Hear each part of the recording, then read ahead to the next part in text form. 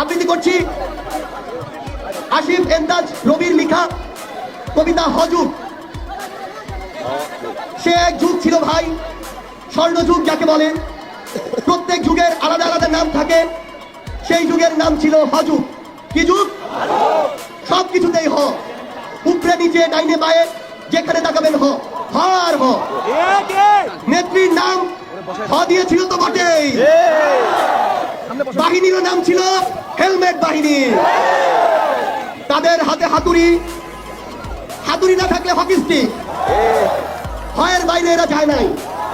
হ ভাই আসলেই যায় নাই। হারুনের ভাতের হোটেল, এই হোটেল যারা খেত তারা তো খেতই।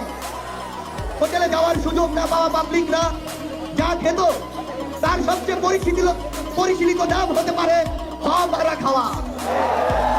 কি হতে পারে? হ যুগে পত্র পত্রিকা, টিভি ফিভি বলে কিছুই ছিল না। যা ছিল তার নামও ছিল হ দিয়ে, হলুদ সাংবাদিকতা।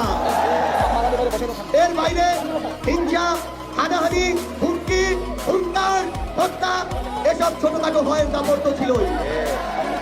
15 বছর পর হযুগের সমাপ্তি ঘটল। হ পালিয়ে গেলেন, যে বাহনে করে পালালেন তারও নাম হ দিয়ে, হেলিকপ্টার। হ দিয়ে শুরু, হ দিয়ে শেষ।